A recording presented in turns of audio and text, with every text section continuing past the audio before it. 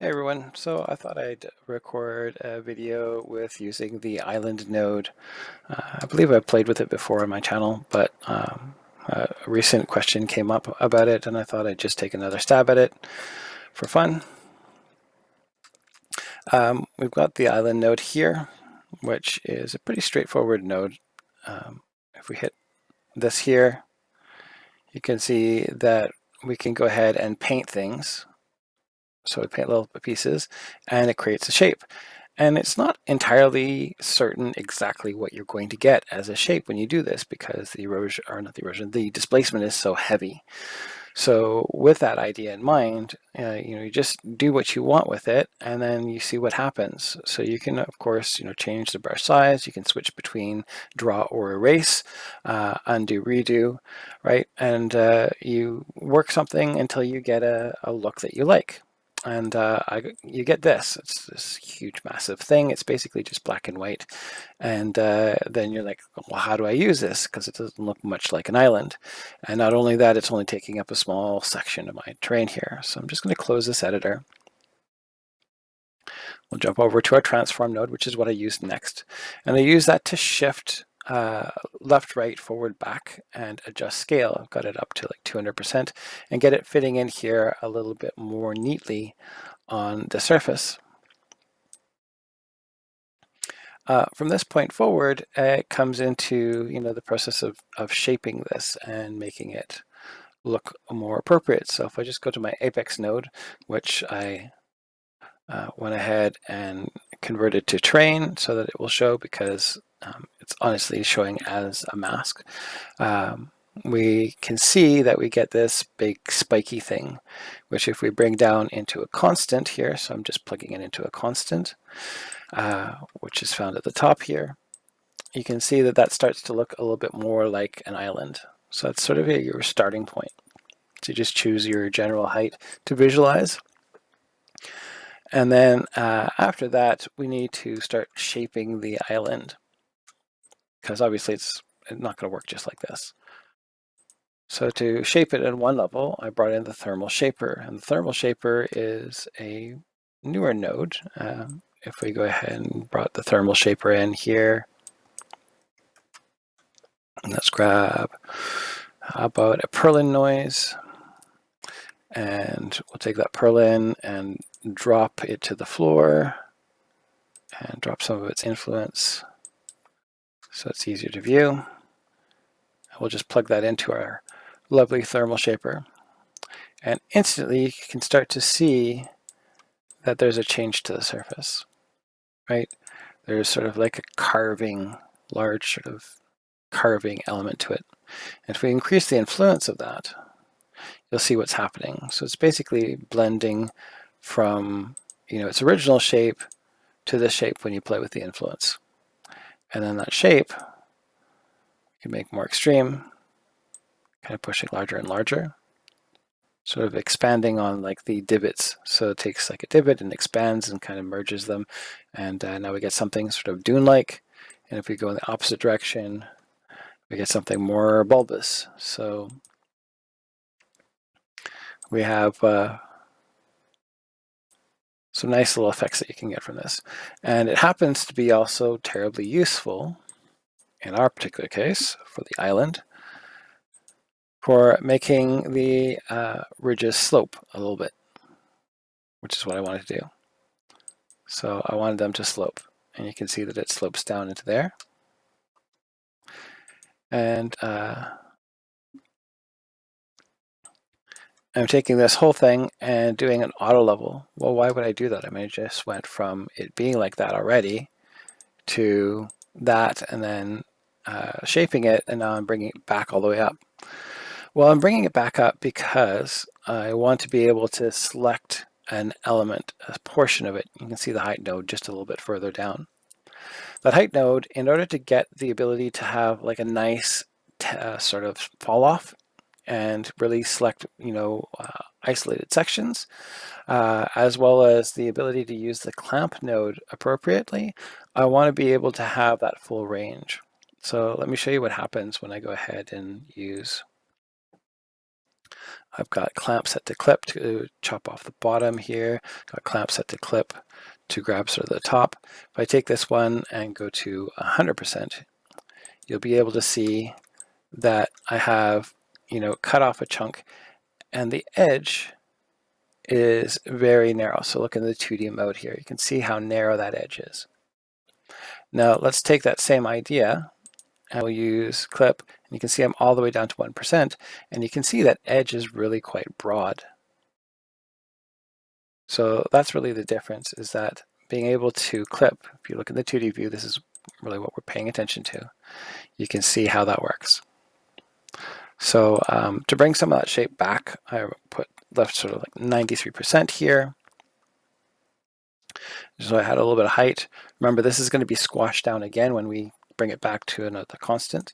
So on this one, we just came and chopped off a little bit of the bottom. And between the two of these, when we combine them, it's going to basically generate an area of mountain range and a mountain area of beach. So if we take a look at this and another constant, again, bringing it back down to size, you can see the potential beach area as well as the mountain area. You can also see coming back from this node that I can do a nice selection of a mid area, and that's because, of course, we're using that max value. But we're not going to use that right yet because we need to know what we want to do with that. So coming off here and going into blur, I'm using that as a mask essentially. And what am I masking? Well, I want to add some details to the surface. So grabbing a Perlin noise is going to allow me to add some details to this, but I don't want all the big chunkiness. I just want this small, tiny details. So to do that, I'm going to hit the blur tool. It's just a default settings, but I'm going to add diff, which is difference. And it's going to get the difference between the blurred version and the original version, which happens to be all the high frequency noise. Grabbing my original island information after it's been transformed and blurring that will help me mask off the sections that I don't want. So I just want to add noise to the islands, not into the water area. So that's what I've done here. And just by multiplying it with 100%, we see that we've isolated just the area of noise that we want, which I'm going to use a few different ways. So the first way that I'm going to do it is taking my little constant here and my mask and the noise, and we're going to add those together. This mask, which is based off of a height version of my terrain, even though I've gone ahead and blurred it. So you can see that we're coming off of the apex here and then blurring it. It means that we have stronger values at the peaks and lesser values at the base.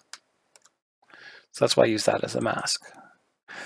And as a result, you can see that there's a lot of deformation here, but as we get down towards the base, it starts to become less and less. This is compared to where I don't mask it off. So let's look at an example of where I have not essentially masked that off. So here I'm blending sort of 50-50. I could plug in directly here, and it would be essentially the same as that one. But here, let's do that just so you can see. So here it's even versus there. But I'm happy with this. It's a little bit stronger. And why am I adding this? Well, first of all, it's going to give me more detail to the terrain, but more detail when it comes to erosion means you get better results. Now, I don't want all of this. I want some of that and some of this.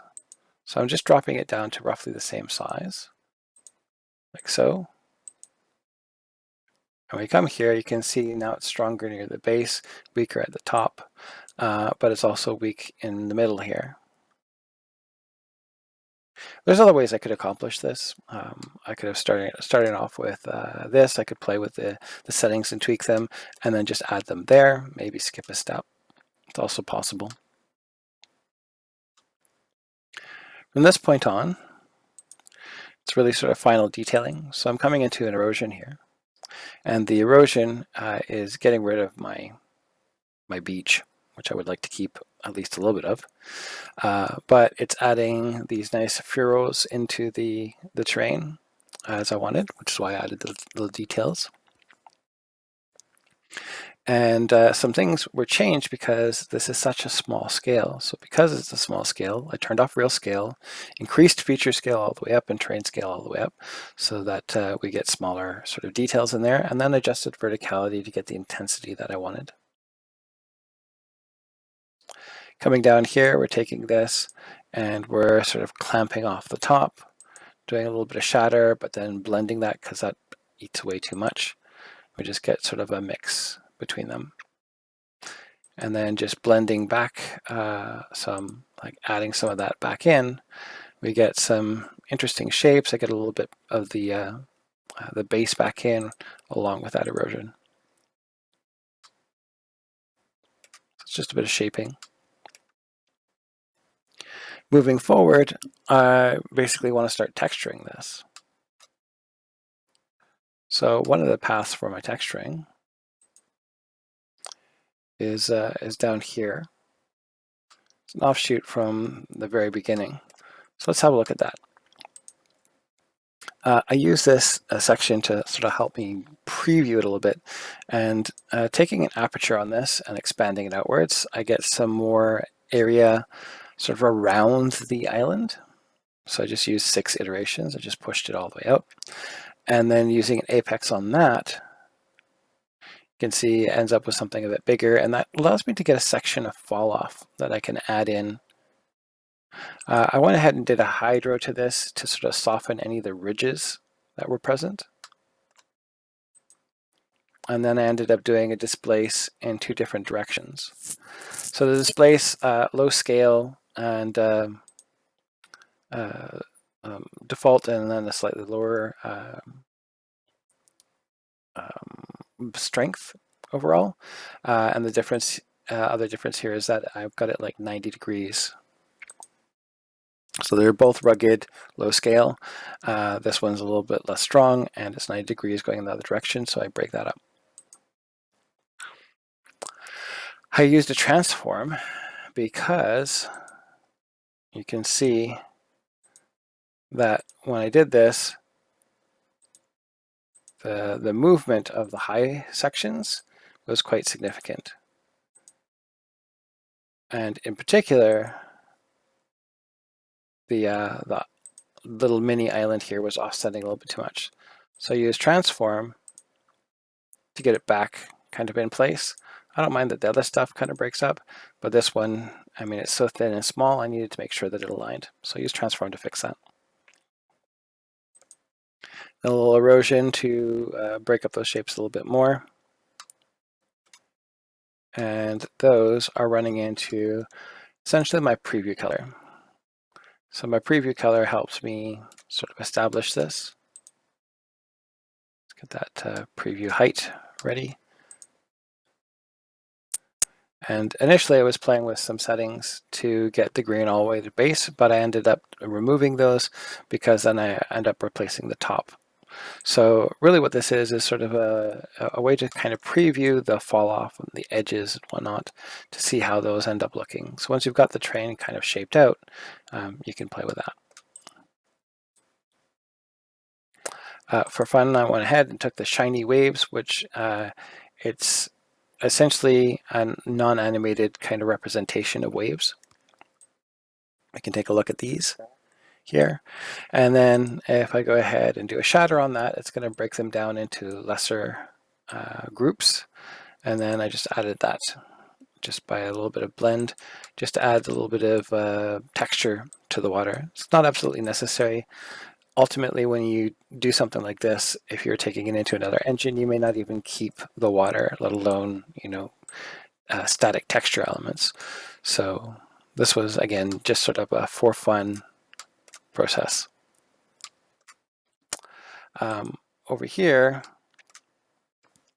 we want to start working on masking certain things.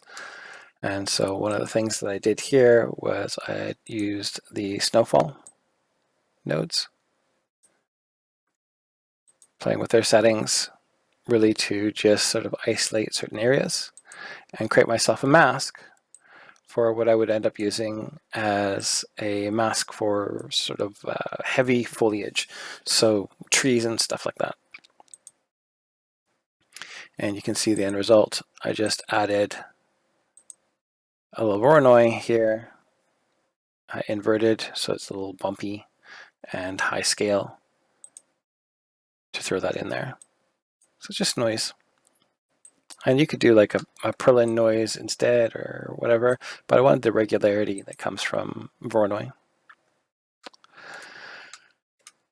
So to start texturing for the trees, I took that and got a soil off of that. I also started with a Perlin with also soil and did a sat maps on there, chose something that had a lot of noise and detail on it. And I combined that with, from here, auto level again to get the maximum detail off of it, and actually a logarithmic and equalize in order to really kind of push that bottom edge. I use that to create a mask. You can see is rather tight now, but with a nice little fall off at the edge. So that's the reason why I did that to those. And then I use that to control color, to get a base color, which I could blend with this color to get something like this. Then from here, we're subtracting some more of the shadows that are in there, just to emphasize the shadows in between the trees. Which, I mean, they don't look much here, but from a distance, they start to pick up more contrast. Again, coming off of this, using a different mask.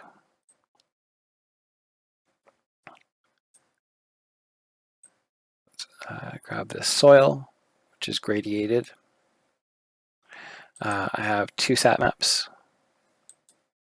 Sat map for the rocky areas.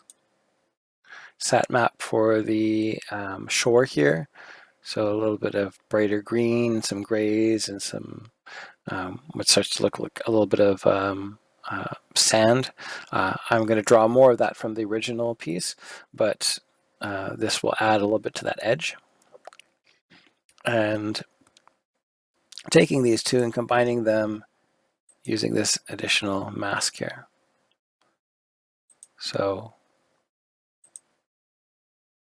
you can see that we're blending into that bottom section. Over here, we have another sat map coming from the soil as well. So there's 3 in total.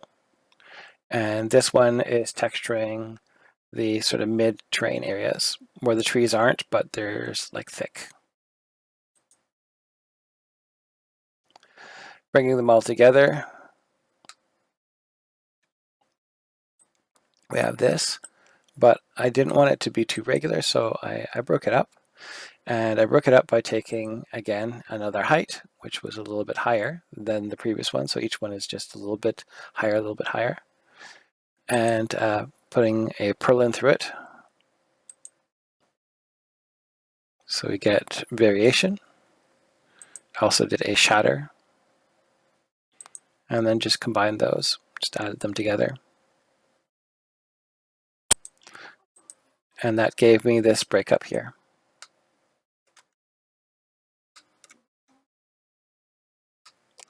So taking this and my trees comes from that little mask that I created earlier from the 2 snowfalls. And then last but not least, we have our final ground or our final shore area. And that's it.